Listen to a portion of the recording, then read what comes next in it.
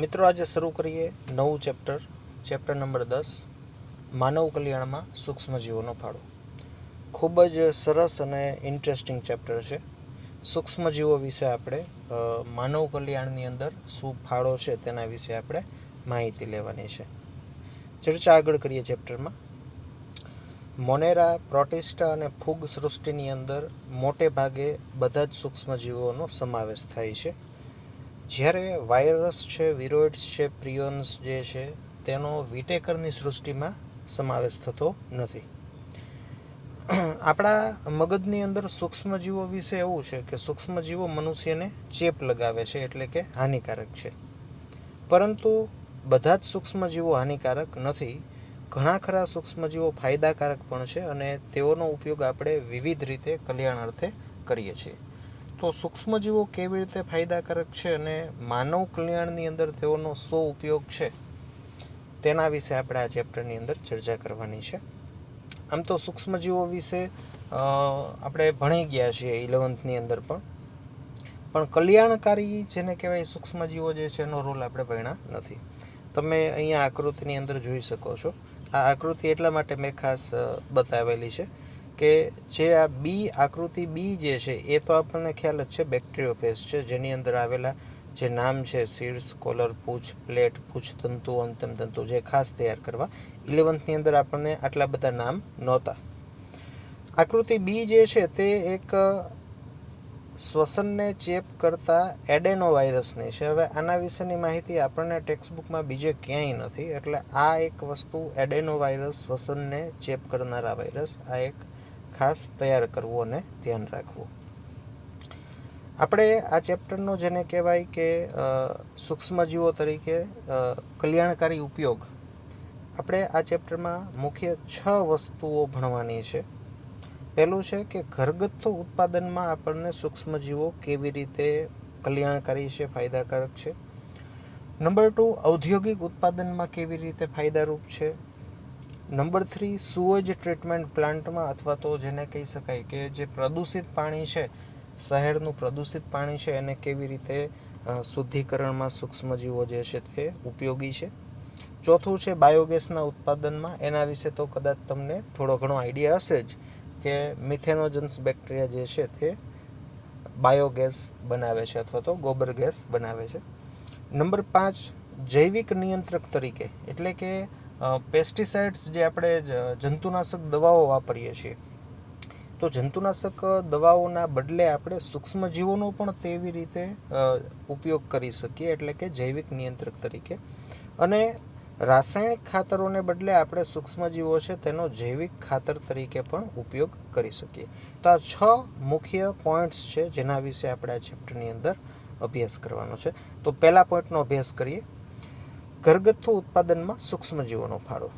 તો આ જે ટોપિક છે એમાંથી મોટા ભાગનું જેને કહેવાય કે આપણે ઘરની અંદર જાણતા કે અજાણતા જ સૂક્ષ્મજીવોનો ઉપયોગ કરીએ છીએ, પરંતુ આપણને ઘણી વખત ખબર નથી હોતી.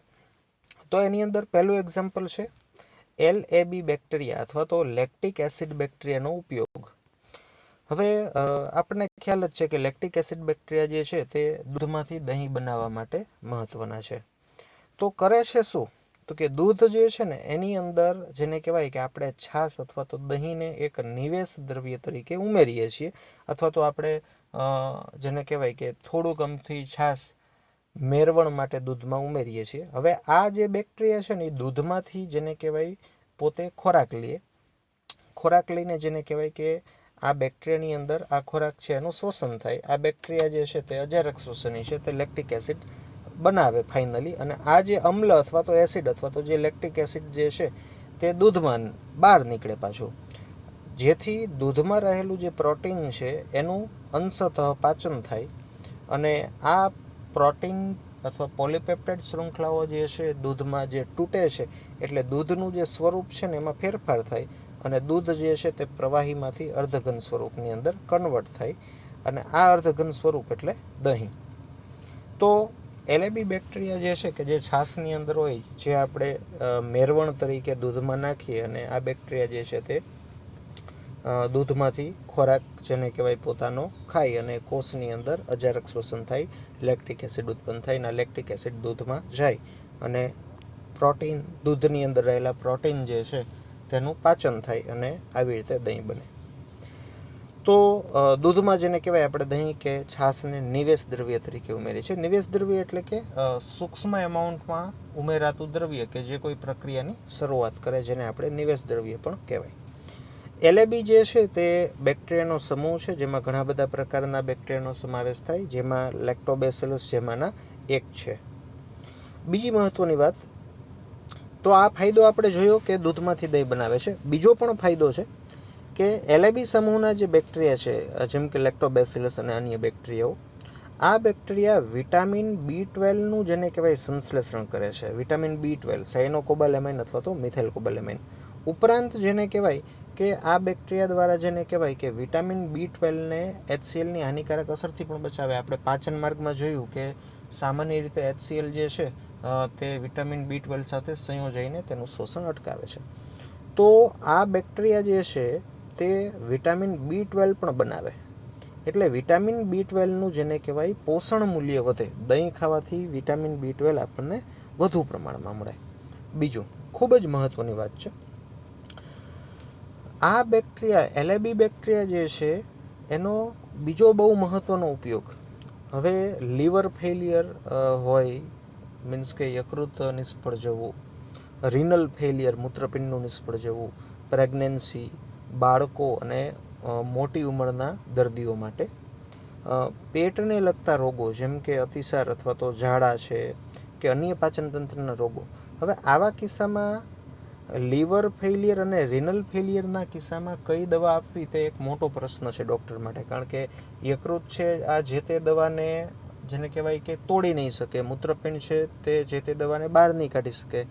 તો આવું જેની અંદર ફેલિયર છે, તો એની અંદર જો આપણે કોઈ નોર્મલી જે આપણે દવાઓ વાપરીએ છીએ એ આપશું તો શરીરની અંદર આ દવાઓ જેને કહેવાય સતત ફર્યા જ રાખશે અને એની આડઅસર પણ આવી શકે. એવો જ કિસ્સો છે પ્રેગ્નન્સીના કિસ્સામાં પણ એવું થઈ શકે કે જે બાળક ગર્ભ જે છે તેની અંદર આ દવા જઈ શકે અને તેને કોઈ હાનિ પહોંચાડી શકે. તો આવા કિસ્સામાં જેને કહેવાય કે એલએબી બેક્ટેરિયા જે છે તે સ્પોર સ્વરૂપે એટલે કે બીજાણુ સ્વરૂપે જેને કહેવાય આપણે એનો ઉપયોગ કરીએ છીએ. આ એલએબી બેક્ટેરિયા સ્પોર સ્વરૂપે ડૉક્ટર આપે છે. આ બેક્ટેરિયાને આપણે પાણી સાથે લેવાના હોય છે અને આ બેક્ટેરિયા આપણા આંતરમાર્ગમાં જાય જ્યાં તેને યોગ્ય વાતાવરણ મળે અને આંતરમાર્ગમાં આ સ્પોર બીજાણુ તૂટે અને બેક્ટેરિયા બહાર નીકળે અને આપણા આંતરમાર્ગમાં બેક્ટેરિયા બહાર નીકળે અને આ બેક્ટેરિયા લેક્ટિક એસિડનું ઉત્પાદન કરે, આંતરમાર્ગમાંથી પોષણ મેળવીને લેક્ટિક એસિડ બનાવે અજારક શોષણ દ્વારા, અને આ લેક્ટિક એસિડ જે છે તે અન્ય હાનિકારક બેક્ટેરિયા જે છે એનો ખાત્મો કરે. તો આ એલએબી બેક્ટેરિયા જે છે એનું બીજું જેને કહેવાય કે ખૂબ જ મહત્ત્વનો રોલ છે. એટલે નોર્મલી પણ આપણે જો છાશ અને દહીં ખાઈએ છીએ તો એનો પોષણ ઉપરાંત આવી રીતે પણ એનો એક આપણને રોલ જોવા મળે છે. તમે જોઈ શકો આ એક અમે જસ્ટ એક્ઝામ્પલ સ્વરૂપે સેચેટ પેકેટ બતાવ્યું છે તમને. સેચેટમાં છે લેક્ટિક એસિડ બેસિલસના સ્પોર આવી રીતે બજારમાં મળે અને જે પાણીની અંદર આપણે એને નાખીને સામાન્ય રીતે લેવાના હોય. આ છે સેચેટ્સ લેક્ટિક એસિડ બેસિલસના. અન્ય સૂક્ષ્મજીવો ઘરગથ્થુ ઉત્પાદનની અંદર આપણે ઢોસા અને ઇડલીની અંદર જે કણક હોય, આ કણકનું જેને કહેવાય કે આથવણની ક્રિયા થાય. કણક એટલે કે ચોખા જે છે એનો જે પાવડર દળાવેલો જે ભૂકો હોય એને કણક કહેવાય. અને આ જે કણક જે છે એની અંદર સૂક્ષ્મજીવો અથવા તો બેક્ટેરિયા છે કે ઈસ્ટ છે તે આથવણની ક્રિયા દ્વારા જેને કહેવાય કે કણકની અંદર આથો આવે અને ખીરું બને.